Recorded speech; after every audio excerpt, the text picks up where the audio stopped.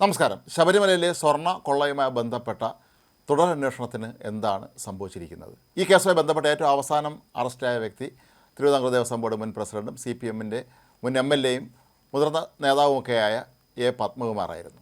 പത്മകുമാറിൻ്റെ അറസ്റ്റിന് ശേഷം ഏതാണ്ട് ഇപ്പോൾ 2-3 ആഴ്ച പിന്നിടുന്നു. പക്ഷേ പിന്നീട് അങ്ങോട്ട് അറസ്റ്റ് നടപടിയേ ഉണ്ടായിട്ടില്ല. മുൻ Devaswom board president N. Vasu, Padmakumar, ചില മുൻ ദേവസ്വം ബോർഡ് ഉദ്യോഗസ്ഥർ തുടങ്ങിയവരിൽ ഒതുങ്ങിയോ ഈ അറസ്റ്റ് എന്ന് സ്വാഭാവികമായും നമ്മൾ സംശയിക്കേണ്ടി വരും. ഇവർക്ക് മുകളിലും പലരുമുണ്ട് ഇതിൻ്റെ പിന്നിൽ എന്ന് ഹൈക്കോടതി ചൂണ്ടിക്കാട്ടിയിട്ട് പോലും പിന്നീട് അങ്ങോട്ട് തുടർന്ന് അറസ്റ്റ് നടക്കാത്തതിൻ്റെ പിന്നിലുള്ള പ്രധാന രഹസ്യം എന്താണ്? അന്വേഷണ സംഘത്തിന് കുറച്ചുകൂടെ സമയം ഹൈക്കോടതി നീട്ടിക്കൊടുത്തിട്ടുണ്ടായിരുന്നു. അതിൻ്റെ കൂടി ഭാഗമായിട്ടാണോ എന്ന് അറിഞ്ഞില്ല. ഇപ്പോൾ ഏതായാലും തൽക്കാലം ആരും അറസ്റ്റ് ചെയ്യുന്നതേയില്ല. ഇത് എന്തിനാണെന്ന് നമുക്ക് നന്നായിട്ടറിയാം. അന്വേഷണ സംഘത്തിൻ്റെ മേൽ സർക്കാരിൻ്റെ പിടി വീണിരിക്കുന്നു എന്ന് നമ്മൾ പറയേണ്ടി വരും. കാരണം കേരള സർക്കാരിനെ സംബന്ധിച്ചിടത്തോളം അവർ നിലയില്ലാ കയത്തിൽ മുങ്ങിപ്പോയൊരവസ്ഥയിലായിരുന്നു ശബരിമല സ്വർണ്ണക്കൊള്ള കേസിൽ പെട്ടുപോയിരുന്നത്. കേരളത്തിലെ ജനങ്ങളോട് ഇതിനെന്ത് സമാധാനം പറയുമെന്ന് അറിയാൻ പാടില്ലാതെ പ്രമുഖരായ CPM നേതാക്കൾ പോലും വീട് കയറിയുള്ള വോട്ടുപിടുത്തത്തിന് തയ്യാറാകാതിരുന്ന സന്ദർഭം പോലും ഇവിടെ ഉണ്ടായിട്ടുണ്ടായിരുന്നു. ഈ ഒരു അവസ്ഥയിലാണ് പെട്ടെന്ന് രാഹുൽ മാങ്കൂട്ടത്തിലുമായി ബന്ധപ്പെട്ട പീഡന കേസ് വീണ്ടും പൊന്തി വന്നത്.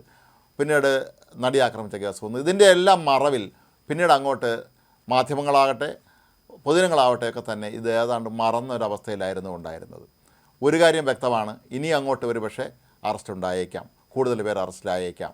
കാരണം തെരഞ്ഞെടുപ്പ് ഇന്നത്തോടുകൂടി കഴിയാണ്. തദ്ദേശ ഭരണ തെരഞ്ഞെടുപ്പ് തന്നെയായിരുന്നു CPMനെ ഏറെ ഭയപ്പെടുത്തിയിരുന്നത്. തദ്ദേശ ഭരണ തെരഞ്ഞെടുപ്പിൻ്റെ അലകൾ അടുത്ത നിയമസഭാ തെരഞ്ഞെടുപ്പിലും അതിനെയും ബാധിക്കും എന്ന് കൃത്യമായി അറിയാവുന്നുള്ള CPM ഇക്കാര്യത്തിൽ ഒരു ചവിട്ടിപ്പിടിക്കൽ നടത്തി എന്ന് തന്നെ നമ്മൾ വിശ്വസിക്കേണ്ടി വരും.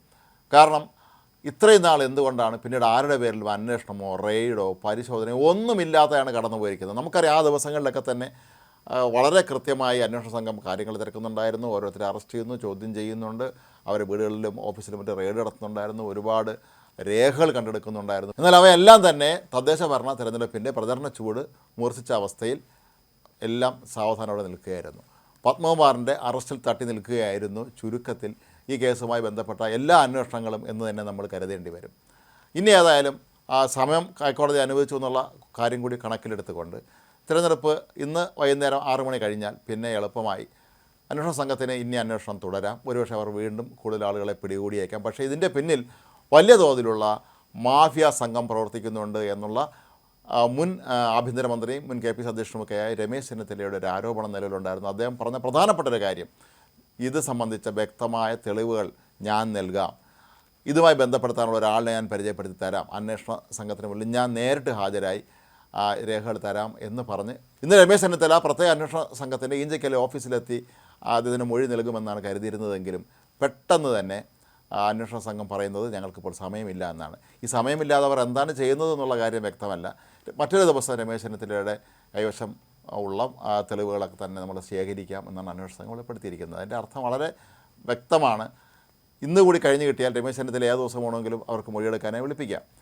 കാരണം ഇന്നലെ രമേശ് ചെന്നിത്തലയുടെ കൈവശമുണ്ടായിരുന്ന ബോംബ് എന്താണെന്നുള്ള കാര്യം ഇപ്പോഴും നമുക്ക് ആർക്കും അറിയില്ല. ചിലപ്പോൾ അത് CPMൻ്റെ ഉന്നത തലങ്ങളിലേക്ക് തന്നെ ചെന്ന് കൊള്ളാൻ സാധ്യതയുള്ളതാണെങ്കിൽ അത് ഇന്ന് നടക്കുന്ന തിരഞ്ഞെടുപ്പിനെ ഗുരുതരമായി ദോഷകരമായി ബാധിക്കുമെന്ന് വ്യക്തമായ അറിവുള്ളതുകൊണ്ട് തന്നെ ആയിരിക്കാം അന്വേഷണ സംഘം ഒരുപക്ഷെ ഇനി മറ്റൊരു ദിവസത്തേക്ക് ഈ ഒരു മൊഴിയെടുക്കൽ മാറ്റിവെച്ചത് എന്ന് വേണം കരുതാൻ.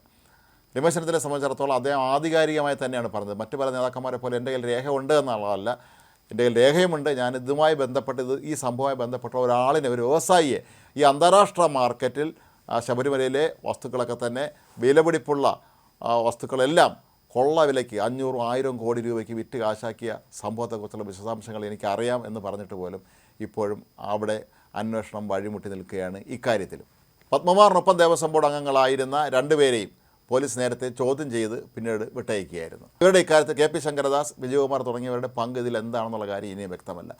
അവർ 2 പേരും പറയുന്നത് പത്മകുമാർ തങ്ങളോട് ആലോചിക്കുക, തങ്ങളുടെ അനുമതി വാങ്ങാതെയാണ് ഒറ്റയ്ക്കാണ് ഇതെല്ലാം ഒപ്പിട്ട് കൊടുത്തിരിക്കുന്നത്, വെട്ടിത്തിരുത്തി എഴുതി ഒപ്പിട്ട് കൊടുത്തിരിക്കുന്നതെന്നാണ്. അതായത് ഇവിടുത്തെ സ്വർണവും മറ്റും പുറത്തു കൊണ്ടുപോകാനായി തങ്ങളോട് ആലോചിക്കാതെയാണ് പത്മകുമാർ തീരുമാനമെടുത്തതെന്നാണ്. ഏതായാലും പത്മകുമാർ ഒരുപാട് കാര്യങ്ങൾ അന്വേഷണ സംഘത്തോട് വെളിപ്പെടുത്തിയിട്ടുണ്ട് എന്ന് തന്നെയാണ് ഇപ്പോൾ പുറത്തു വരുന്നൊരു വാർത്ത. അത് ഒരുപക്ഷെ ഉന്നതങ്ങളിലേക്ക് പോകാനുള്ള സാധ്യത കൂടിയുണ്ട്.